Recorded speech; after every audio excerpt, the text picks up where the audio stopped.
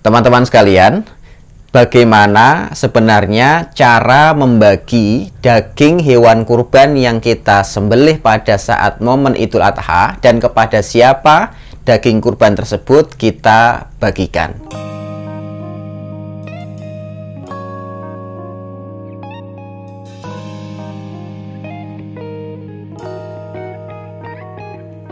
Assalamualaikum warahmatullahi wabarakatuh. Alhamdulillahirabbil alamin, hamdan wa syukran lillah. Teman-teman sekalian yang dirahmati Allah Subhanahu wa taala, masih dengan saya Ahmad Hilmi di channel Mas Hilmi Ngaji Fikih. Teman-teman yang dirahmati Allah, pada kesempatan kali ini kita akan berbincang masalah ibadah kurban. Bagaimana cara membagi daging hewan kurban yang kita sembelih pada momen Idul Adha dan kepada siapa daging tersebut kita berikan. Baik teman-teman sekalian, pada masalah itu setidaknya ada 3 pendapat ulama yang bisa kita jadikan sebagai referensi dari pendapat 4 mazhab tentang bagaimana cara kita membagi daging hewan kurban dan sekaligus kepada siapa daging kurban itu kita peruntukkan. Baik teman-teman sekalian, pendapat yang pertama adalah pendapat dari kalangan Hanafiyah dan dari kalangan Hanabilah atau Hambali, yang mereka menyebutkan sunnahnya daging hewan kurban yang kita sembelih itu setidak-tidaknya dibagi menjadi 3 bagian. Nah, 3 bagian ini maksudnya adalah satu bagian itu untuk peruntukan sodakoh kepada fakir miskin, kemudian 1/3 lagi diperuntukkan untuk mudhahi atau sahibul kurban, orang yang berkurban dan keluarganya, dan yang ketiga 1/3 untuk hadiah. Nah, untuk yang pertama teman-teman sekalian, artinya daging kurban itu ada yang harus diperuntukkan untuk sodakoh kepada fakir miskin. Dan itu sifatnya adalah minimal, artinya kalau kita berkurban tuh minimalnya ada 1/3 bagian daging hewan kurban yang kita sodakohkan gitu. Artinya kalau nanti lebih dari itu untuk sodakoh itu jauh lebih bagus. Kemudian yang kedua, ada daging hewan kurban itu yang 1/3-nya diperuntukkan untuk orang yang berkurban atau sahibul kurban atau mudhahi dan sekaligus untuk keluarganya. Itu sifatnya adalah maksimal. Artinya kalau teman-teman ada yang tidak terlalu butuh dengan hewan kurban, yang penting makan saja atau mencicipi saja itu sudah cukup, walaupun tidak mencapai 1/3 bagian daging hewan kurban tersebut. Dan kemudian yang ketiga adalah 1/3 daging hewan kurban diperuntukkan untuk hadiah. Nah teman-teman sekalian, kalimat hadiah itu sifatnya lebih umum. Artinya boleh diperuntukkan hadiah itu untuk orang kaya, untuk orang mampu, bahkan untuk siapapun yang kita anggap perlu untuk kita berikan. Itu namanya hadiah. Umpamanya nih, kebetulan kita punya rekan kerja yang kebetulan juga dia orang kaya atau orang berada secara ekonomi, bukan orang fakir, bukan orang miskin. Kemudian hewan kurban yang kita sembelih itu sebagiannya kita hadiahkan kepada dia, gitu. Ini bukan sodakoh, tapi namanya hadiah. Sekalipun dia orang kaya, tapi kalau instrumennya atau nama yang kita sebutkan adalah hadiah, maka silahkan untuk diberikan, gitu. Karena memang beda antara sodakoh dengan hadiah. Karena termasuk keluarga Nabi Shallallahu Alaihi Wasallam, ahlul baitnya Nabi itu tidak menerima sodakoh, tapi boleh menerima hadiah.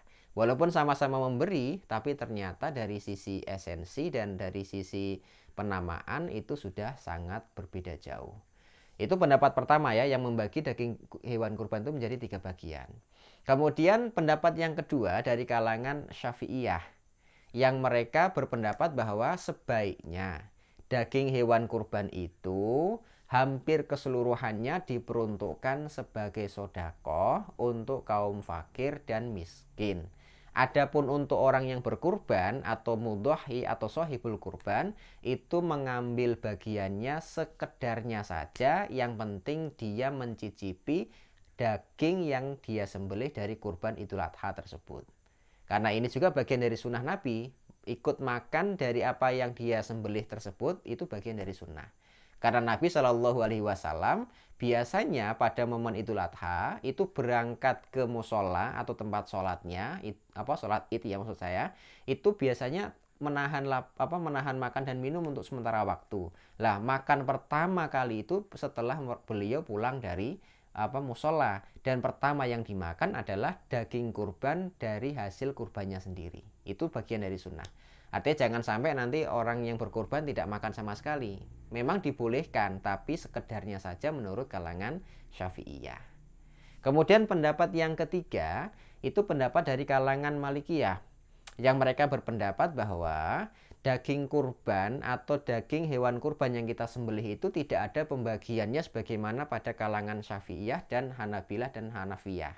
Artinya pemilik hewan kurban itu punya hak penuh terhadap daging yang dia hasilkan dari kurban yang dia lakukan tersebut.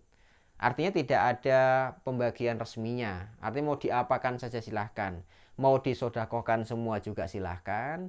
Mau dimakan sendiri juga silahkan. Mau dihadiahkan seluruhnya juga silahkan. Atau mau dibagi sebagaimana pembagian yang pertama juga silahkan. Karena pada prinsipnya menurut kalangan Malikiyah tersebut bahwa pemilik kurban punya hak penuh mau mengapakan saja hewan kurbannya itu silahkan. Yang penting karena perintah melakukan kurban itu yang penting kurbannya, bukan tentang mau dibagikan kepada siapa. Tapi kalau saya pribadi lebih memilih setidaknya pendapat yang pertama atau pendapat yang kedua dari kalangan Hanafiyah dan Hanabilah atau dari kalangan Syafi'iyah. Tapi memang teman-teman sekalian, pendapat 1 dan 2 itu lebih aman karena memang di antara hikmah adanya ibadah kurban itu salah satunya adalah kita mengajak fakir miskin yang biasanya jarang atau bahkan tidak pernah mengkonsumsi daging untuk berbahagia bersama untuk mengkonsumsi daging pada momen Idul Adha ini. Maka kalau seandainya kita mengikuti pendapat Malikiyah yang sama sekali boleh tidak memberikan kepada fakir miskin, maka alangkah kita ini berbahagia sendiri, sedangkan orang-orang miskin di sekeliling kita yang selama ini tidak pernah makan daging juga tidak bisa merasakan makan daging karena kita memilih pendapat boleh memakan seluruhnya. Baik teman-teman sekalian, kemudian pembahasan kita yang kedua adalah apa sih sebenarnya hukum memberikan daging kurban atau sodakoh daging kurban ini kepada orang fakir dan miskin. Setidaknya ada 2 pendapat terkait masalah sodakoh daging kurban ini. Yang pertama, pendapat dari kalangan Syafi'iyah dan dari kalangan Hanabilah. Yang 2 madhab ini berpendapat bahwa hukumnya wajib ada dari daging hewan kurban yang disodakohkan. Jadi kalau kita berkurban menurut 2 pendapat 2 mazhab ini, kalau kita berkurban kok tidak ada bagian untuk fakir dan miskin, maka kurban yang kita lakukan tidak mendapatkan nilai kurban. Itu hanya dinilai sebagai sembelihan biasa, gitu. Adapun kalau kita mau dianggap sebagai kurban yang sah, maka mestinya ada sebagian daging yang kita sodakokan kepada fakir miskin. Lah berapa bagian untuk fakir miskin? Kalau kita mengikuti pendapatnya Hanabilah, maka 1/3 itu minimal. Artinya kalau mau lebih dari itu silahkan. Tapi kalau kita mengikuti pendapatnya Syafi'iyah, maka sodakohnya itu semaksimal mungkin, tidak ada batasan. Yang penting untuk diri yang berkorban itu ada bagian yang dicicip saja, gitu. Artinya mau semuanya dikasihkan silahkan, kemudian bagian orang yang berkorban hanya sekedarnya, yang penting dia mencicipi, gitu. Kemudian pendapat yang kedua yang mengatakan sunnah, tidak ada kewajiban, tidak ada kefarduan. Itu pendapat dari kalangan Hanafiyah dan pendapat Malikiyah. Artinya, kalau seandainya ada orang yang berkurban kemudian tidak memberikan sama sekali kepada fakir miskin, maka ibadah kurbannya tetap dianggap sah, walaupun tentu tidak afdol karena tidak mengajak kaum fakir miskin untuk berbahagia bersama pada momen Idul Adha. Namun demikian, saya pribadi lebih memilih pendapat yang disampaikan oleh kalangan Syafi'iyah dan Hanabilah. Mengingat firman Allah Subhanahu wa taala dalam sebuah ayat, A'udzubillahi minasyaitonirrajim, fakulu minha wa at'imul ba'isal fakir. Makanlah kalian dari hewan kurban yang kalian sembelih dan kemudian sodakohkanlah atau berikanlah makan kepada orang-orang yang membutuhkan lagi fakir. Artinya ada perintah untuk ikut mencicipi makanan dari hewan kurban tersebut, namun jangan pernah lupa terhadap kaum fakir miskin. Baik, demikian teman-teman sekalian, semoga pada momen Idul Adha besok ini Allah Subhanahu wa taala memberikan kesempatan umur panjang pada kita dan sekaligus memberikan kelapangan harta apa yang kita miliki sehingga kita mampu menjalankan kesunahan, melakukan ibadah kurban sebagaimana perintah dari Nabi Shallallahu alaihi wasallam atau kesunahan dari Nabi Shallallahu alaihi wasallam. Aku qouli hadza, assalamualaikum warahmatullahi wabarakatuh.